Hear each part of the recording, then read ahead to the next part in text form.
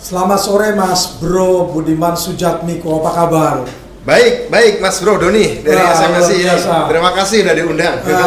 Saya dan teman-teman ini sangat bersyukur dan senang sekali. Kemarin saat kita ikut kegiatan Rakernas SMSI di Jakarta, banyak sekali pemikiran boleh dibilang buat kita tuh satu pemikiran yang luar biasa.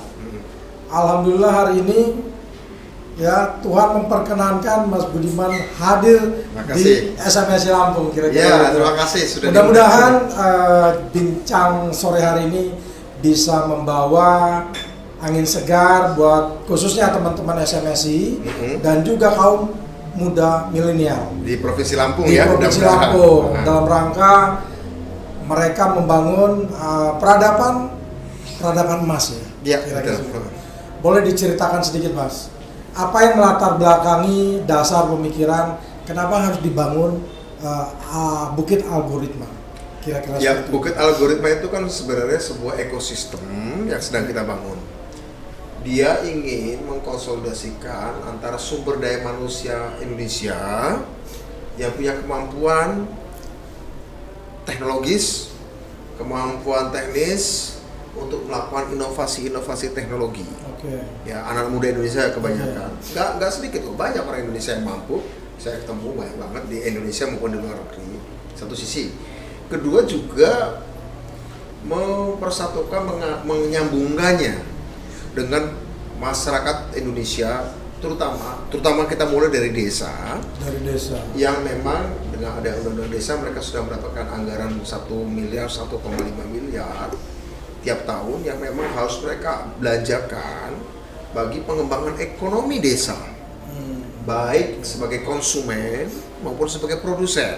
Betul. Nah, karena anggaran ini datang terus, kan tidak hanya boleh berhenti pada infrastruktur fisik. Masa tiap tahun bangun jembatan, ada masa jalan udah bagus tahun depan bangun jalan lagi, kan harus mulai berpikir anggaran yang ada ini dialokasikan kemana? Bagus sekali menurut saya untuk dialokasikan bagi sumber daya manusia SDM ya. SDM manusia di desa yang ada 74.961. Itu kaum milenial. Banyak kaum milenial dan Z bahkan banyak kaum milenial Z terutama Z ya. Yaitu mereka lahir mulai tahun 2001, sekarang usianya mungkin sudah 19 tahun, sudah 20 tahun, 18 tahun, yang mana mereka ini menghadapi ancaman di tahun 2025. Menurut Forum Ekonomi Dunia, di tahun 2025 ini akan ada sekitar 85 juta pekerja akan hilang. Artinya menganggur? Atau bagaimana? Gini, 85 juta pekerjaan hilang, tapi akan muncul 90 juta pekerjaan baru. 85 juta pekerjaan yang hilang inilah pekerjaan-pekerjaan yang selama ini banyak dipelajari di sekolah. Ilmu-ilmu kurikulum di sekolah untuk menyiapkan lulusannya nantinya bekerja di lapangan, di sektor-sektor yang di tahun 2025 akan hilang. Jadi kan ibaratnya kita investasi di tempat yang salah. Ya, karena katakan investasi di bisnis yang akan bangkrut, yang akan tutup, kira-kira begitu. Tapi mereka sudah tahu di sekolah kan? Karena itu harus dikejar, harus ada program akselerasi agar para peserta didik, anak-anak muda ini, terutama yang generasi Z ini, selain memang sudah terlanjur sekolah dalam kurikulum yang ada, kita coba ingin mengenalkan pembelajaran, tema-tema pembelajaran, metode-metode pembelajaran, sekaligus juga tema dan metode mengembangkan bisnis yang baru dengan teknologi-teknologi baru, ya kan? Nah, sementara orang Indonesia juga ada sebagian yang mampu mengembangkan itu. Nah, itu kita temukan di Bukit Algoritma. Jadi sorry saya potong sedikit. Artinya tidak harus dan tidak wajib berkolaborasi dengan dunia pendidikan. Tidak. Kalau jika berkolaborasi dengan dunia pendidikan akan lebih baik.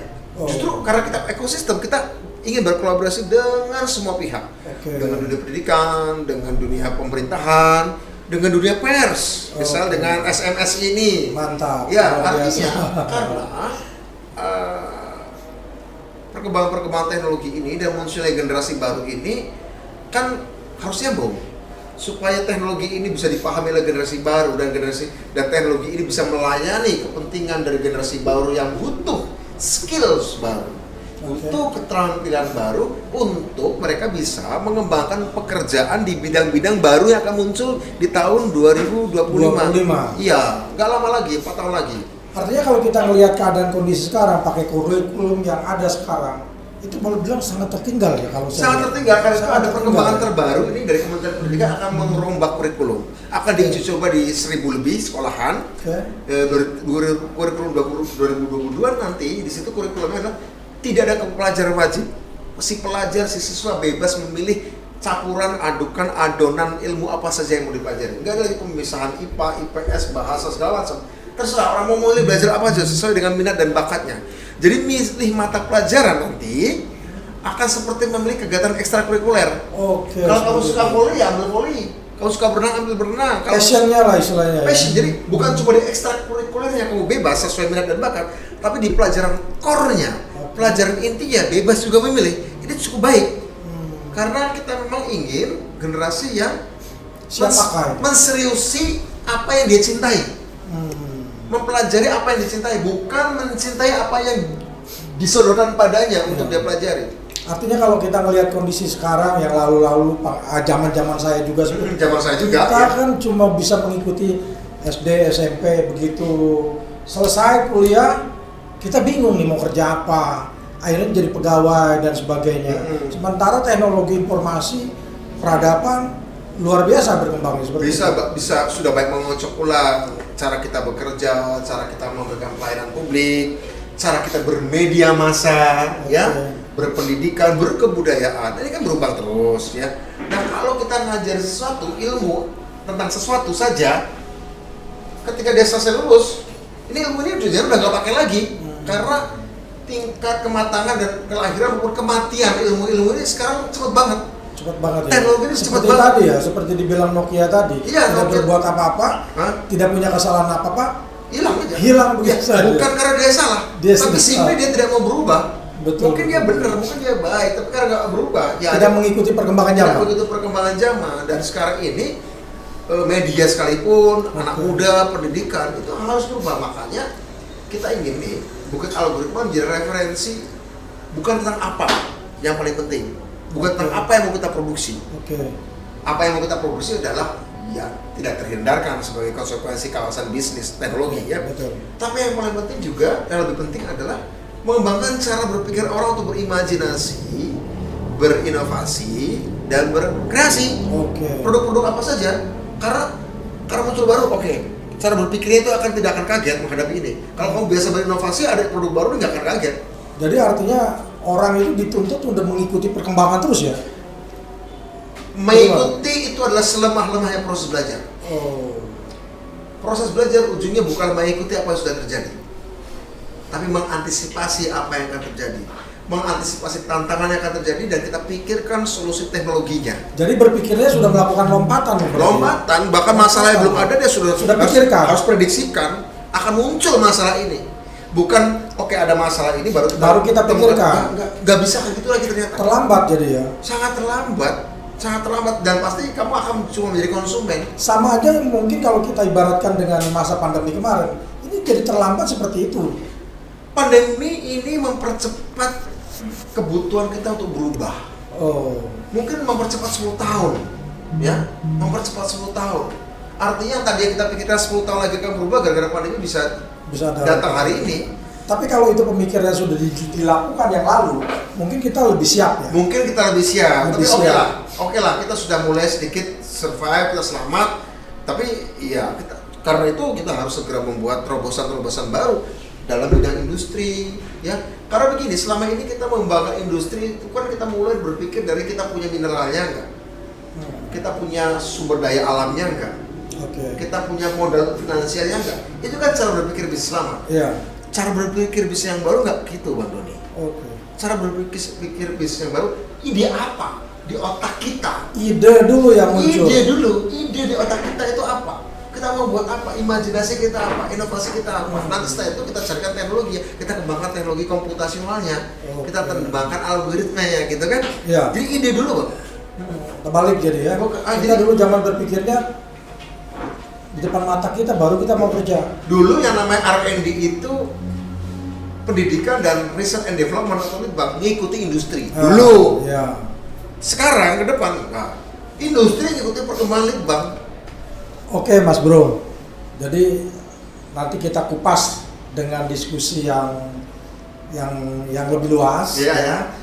Mungkin saya ingin bertanya juga tentang rencana membangun kawasan ekonomi khusus. Iya ya. Di sana riset, ya, dibangun tempat riset dan sebagainya untuk teknologi pengembangan. Boleh cerita sedikit, Mas Bro? Ya, itu kawasan kebetulan kita mulai dari kawasan Kabupaten Sukabumi, Jawa Barat. Jawa Barat, sekitar 75 km dari Jakarta. Oke. Ya, sekarang sudah dibangun jalan tol ruas kedua. Insya Allah kalau jadi bulan Juni tahun 2022, yang nanti kira-kira cuma 1,5 jam saja dari Jakarta dengan jalan tol itu. Ke kawasan kita 888 hektar, itu sebuah tanah yang dimiliki HGB teman kita, perkebunan sawit, yang kemudian ingin mengalihkannya sebagian 888 hektar menjadi kawasan industri. Tadinya kita ajukan sebagai kawasan ekonomi khusus, tetapi kemudian ada perkembangan terbaru. Bulan lalu Pak Presiden mengeluarkan Perpres pengembangan kawasan ekonomi Jawa Barat. Pusatnya di salah satu di daerah kita. Oh, begitu. Daerah kita. Jadi akan ada banyak kemudahan-kemudahan fasilitas. Diharapkan nanti itu menjadi pusat pengembangan riset and development atau Litbang industri, terutama di dalam industri bioteknologi. Berkaitan dengan pangan, berkaitan dengan kesehatan. Ini menjadi penting kan sekarang. Ya. Kemudian sektor nanoteknologi, yaitu industri rekayasa alat, alat apapun, alat kerja, alat hidup segala macam dengan cara merekayasa unsur-unsur atomnya sehingga kemudian bisa dibuat apa saja. Jadi artinya daerah situ memang akan dibangun pusat riset industri. Berorientasi pasar, bukan riset seperti kampus ya. Kalau sekarang ini kan kalau kita bilang di kampus dan sebagainya hanya riset saja. Kalau kita enggak, harus kita lekatkan dengan teknologi, dengan bisnis, dengan bisnis kita terbuka bagi investasi dalam dan luar negeri, dan juga para tenan, para penyewa, para startup yang mau mengembangkan sesuatu, dan kita sedang konsultasikan juga untuk pembiayaan dari riset yang dilakukan oleh anak-anak muda Indonesia. Bisa kerjasama dengan asing juga, begitu. Jadi personil, SDM dan sebagainya dari proses SDM ya dari Indonesia, tapi juga dari luar negeri. Oke. Oh, gabung untuk kolaborasi. Kita lagi negosiasi dengan sebuah perusahaan motor listrik dari Jerman. Kemudian juga ada beberapa tempatnya lain dari luar negeri. Dari Indonesia banyak ya. Kita sedang inkubasi beberapa teknologi media sosial, ya, ingin mengembangkan metaverse juga. Ya kita fasilitasi tempatnya di situ, inkubasinya di situ, kita sambungkan dengan investor, dan ya kemarin juga dengan SMSI kita sepakat untuk mengembangkan kerjasama dengan media online yang tergabung dalam SMSI. Betul. Bagaimana modernisasi teknologi media ke depan supaya perusahaan-perusahaan media online yang tergabung dalam SMSI bisa terdepan dalam SMSI bisa ikut ambil bagian. Betul. Karena bangsa ini juga kan perlu support ya. Betul. Dunia media ini juga harus ada peran di sana. Sangat. Kira-kira begitu. Baik Mas Bro, mungkin waktunya terbatas. Ya. Kita senang sekali banyak hal yang didiskusikan dan dibincangkan.